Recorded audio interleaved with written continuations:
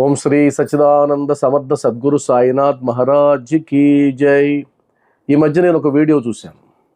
శ్రీ సాయి సచ్చరిత్రలో రోహిల్లా కథని ఆధారంగా చేసుకుని రోహిల్లా కల్మా చదివి ఆ గ్రామ ప్రజలను ఇబ్బంది పెడుతూ ఉంటే బాబావారు ఆ రోహిల్లాకి సపోర్ట్ చేశారు అని వ్యాఖ్యానిస్తూ ఎంతో వ్యంగ్యంగా బాబావారిని కాస్త కించపరిచేటట్టే మాట్లాడినటువంటి వీడియోని నేను చూశాను.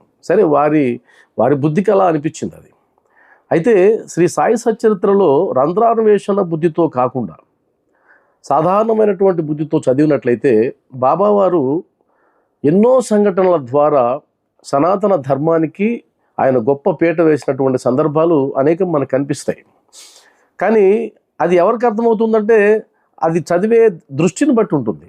ఏదైనా సరే, ఏ మత గ్రంథాలైనా తీసుకోండి, మనం దాన్ని పాజిటివ్ కోణంలో చదివితే అది పాజిటివ్గా అర్థమవుతుంది. నెగటివ్ కోణంలో చదివితే ప్రతి గ్రంథంలోనూ తప్పులు పట్టవచ్చు. బాబాని వారు నమ్మినట్లయితే వారికి ఆ గ్రంథం ఒక రకంగా బోధపడుతుంది.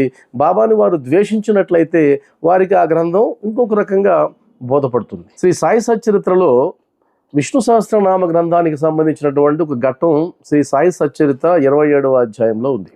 ఆ విష్ణు సహస్రనామ గ్రంథ వృత్తాంతంలో శ్యామాకి విష్ణు సహస్రనామ గ్రంథాలని ఇచ్చేటువంటి సందర్భంలో ఆ రామదాసి దగ్గర ఉన్నటువంటి విష్ణు సహస్ర గ్రంథనామాన్ని ఆయన సోనాముఖి పేరుతో రామదాసిని బయటకు పంపి ఆ గ్రంథాన్ని శ్యామవారికి ఇస్తూ చెప్పినటువంటి మాట మనం ఒక్కసారి పరిశీలించినట్లయితే శ్రీ సాయి సత్య చరిత్రలోనూ ఉంది, సాయి సచ్చరిత్రలోనూ ఉంటుంది. వాస్తవానికి శ్రీ సాయి సత్య చరిత్ర చాలామందికి తెలియదు. ఈ మధ్య ఈ గ్రంథాన్ని కోట్ చేస్తూ చెప్పినటువంటి సందర్భాన్ని నేను చూశాను. ఇది ఎక్కువ మందికి పరిచయం లేదు. నింబాల్కర్ గారు రాసినటువంటి సచ్చరిత్ర వ్యాఖ్యానానికి విమలాశర్మ గారు తెలుగులో అనువదించారు. ఇది దాదాపుగా ఎక్కువ మంది ఇళ్లలో ఉండదు. ఎక్కువ మంది సాయి భక్తులకి ఇది పరిచయం కూడా ఉండదు. ఎక్కువ మందికి పరిచయం ఉన్నది సాయి సచ్చరిత్ర. పారాయణ చేసేది కూడా సాయి సచ్చరిత్ర గ్రంథమే. ఓ శ్యామ, ఈ పుస్తకాన్ని చూడు, దీనిలో గొప్ప గుణాలున్నాయి. అందువల్లే నీకు దీనిని ఇస్తున్నాను, చదివి చూడు. ఒకసారి నాకు చాలా బాధ కలిగింది.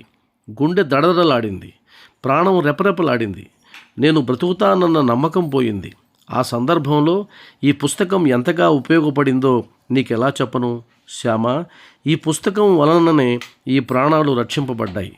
ఒక్క క్షణం గుండెకు హత్తుకోగానే వెంటనే ప్రాణం కుదుటపడింది. దేవుడే నాలో ప్రవేశించి నా ప్రాణాలు కాపాడా అనిపించింది. దీనివల్లనే జీవుడు బ్రతికాడు.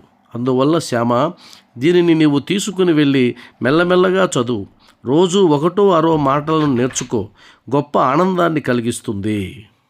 మరి విష్ణు సహస్రనామ గ్రంథానికి ప్రాధాన్యత ఇచ్చారు కాబట్టి, గుండెల మీద పెట్టుకున్నందువల్ల తన ప్రాణం నిలబడిందనేటువంటి సాక్ష్యం ఇచ్చాడు కాబట్టి ఇప్పుడు బాబావారిని వైష్ణవుడు అని అందామా అంటారా?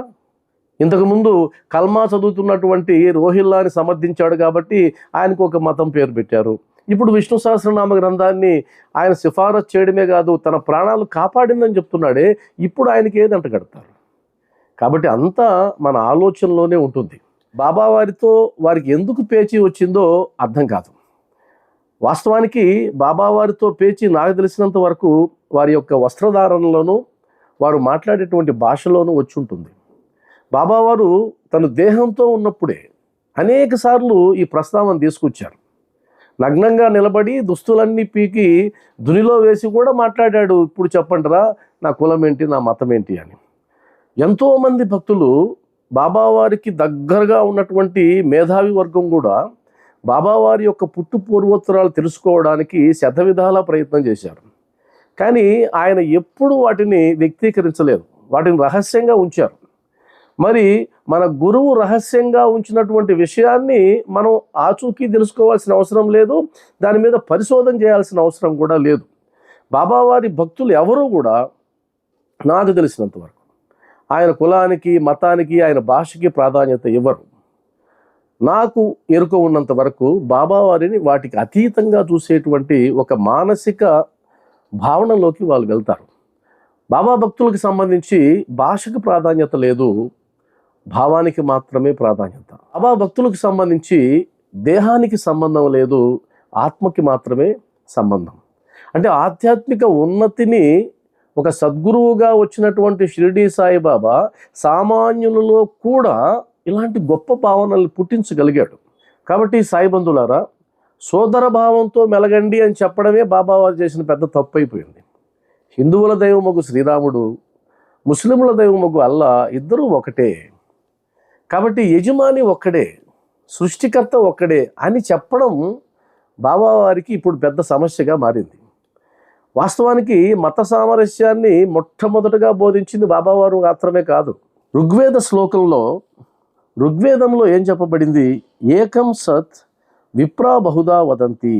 ఈ సత్యం ఒకటే, జ్ఞానులు దానిని వివిధ పేర్లతో పిలుస్తారు అన్నది ఋగ్వేదంలో చెప్పబడుతుంది. అదేవిధంగా యజుర్వేద శ్లోకంలో నా తస్య ప్రతిమ అస్తి అంటే ఆ పరమాత్మకు ప్రతిమ లేదు, ఒక్కరే ఉన్నది, ఒక్కరే, వేరొకరు ఉండే అవకాశం లేదు. ద్వైత భావన లేదు, అసలు ఉన్నదంతా ఒక్కటే, వేరేది లేదు. అలా వేరేగా కనిపిస్తూ ఉంటుంది మనకు, అది భ్రమ అని చెప్పడమే మన సనాతన ధర్మం చేసినటువంటి ప్రయత్నం. అదేవిధంగా ఉపనిషత్తుల్లో, అనేక ఉపనిషత్తులు, చాందోగ్యోపనిషత్తుల్లో కూడా ఏకం యవ అద్వితీయం బ్రహ్మం ఒక్కటే అని పామర జనానికి కూడా అర్థమయ్యేలాగా అన్నమాచార్యులు వారు చెప్పారు కదా. నిండార రాజు నిద్రించు నిద్రయునొకటే, అండనే బంటు నిద్రాదియునొకటే. నిండార రాజు నిద్రించు నిద్రయునొకటే, అండనే బంటు నిద్రాదియునొకటే. మెండైన బ్రాహ్మణుడు మెట్టు భూమి ఒకటే, మెండైన బ్రాహ్మణుడు మెట్టు భూమి ఒకటే. చండాలుడుండేటి సరిభూమి ఒకటే, చండాలుడుండేటి సరిభూమి ఒకటే.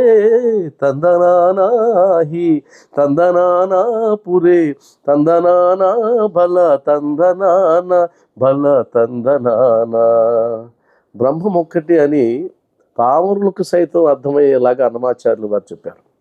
కాబట్టి మనలాంటి సామాన్యులకు ఏమర్థమవుతుందంటే, దేవుడు ఒక్కడే కదా, అనేక రూపాల్లో కొలుసుకుంటూ ఉంటారు.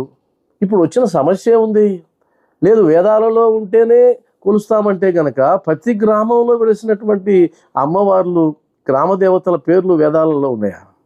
లేవు కదా. ఈ మధ్య రాజమండ్రికి వెళ్తే రకరకాల పేర్లతో గ్రామానికి గ్రామ దేవతలు ఉన్నారు. గ్రామంలో ఆ దేవతల యొక్క మందిరాలు ఉన్నాయి, గుడులు ఉన్నాయి. అక్కడికి పొలోమంటూ జనం వెళ్తున్నారు. వారి దగ్గరికి వెళ్ళి ఈ గ్రామ దేవత పేరు వేదంలో లేదు కదా, ఎలా పూజిస్తున్నారని మనం అంటున్నామా? లేదు కదా.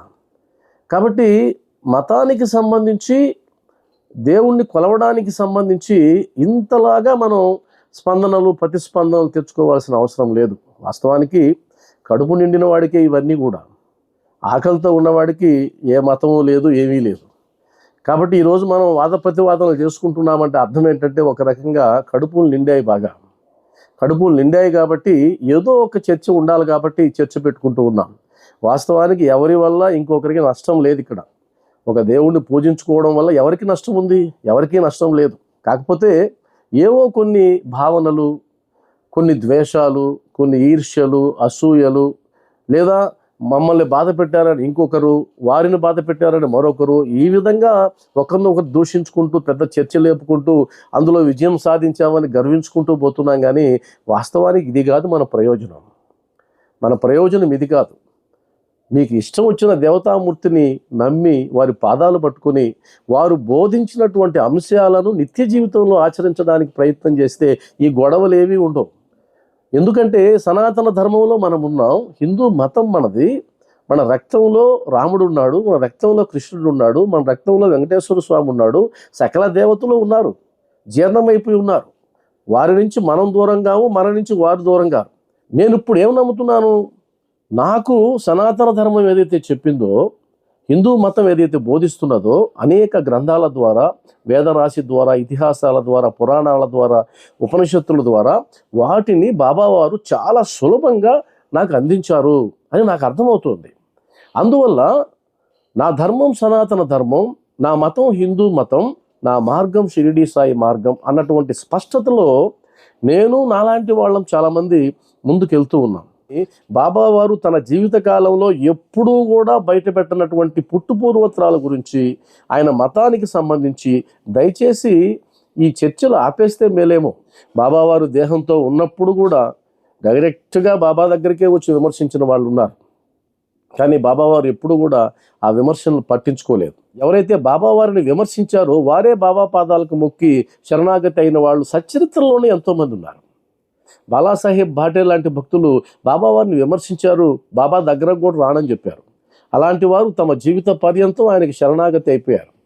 మొత్తం ఉద్యోగాన్ని విడిచిపెట్టేసి అన్ని విడిచిపెట్టి నువ్వు తప్ప నాకు ఇంకొక దిక్కు లేదని ఉండిపోయారు. సద్బ్రాహ్మణులు ఎంతోమంది ఆయన సేవ చేసుకున్నారు, మేధావులు ఎంతోమంది ఆయన సేవ చేసుకున్నారు. కాబట్టి ఇవి అలా జరుగుతూ ఉంటాయి. అయితే నేను ఒక్కటే చెప్పాను, మీ గళాన్ని వినిపించండి, మీ అభిప్రాయాన్ని చెప్పండి, మీరు ఏదైతే ఫీల్ అవుతున్నారో దాన్ని సోషల్ మీడియా వేదికగా మాట్లాడండి. అలా మాట్లాడుతూ ఉండకపోతే గనక చాలా ఇబ్బందులు వస్తాయి. మౌనం అర్ధాంగీకారం అన్నది మనకు తెలిసినటువంటి సామెత. మౌనంగా ఉంటే ఎవరైతే బాబాని ద్వేషిస్తున్నారో వాళ్ళు చెప్పిన దాన్ని మనం అంగీకరిస్తున్నాం అనేటువంటి భావనలోకి సమాజం వెళ్ళిపోతుంది. ఇది చాలా ప్రమాదకరమైనటువంటి సిగ్నల్ కదా. కాబట్టి మాట్లాడండి, దయచేసి సోషల్ మీడియా వేదికగా మాట్లాడండి. అవకాశం ఉన్నంత వరకు మీ వాయిస్ని వినిపించమని కోరుకుంటూ, లోకా సమస్త సుఖినో భవంతు, సర్వే సుజనా సుఖినో భవంతు. ఓం సాయిరామ్.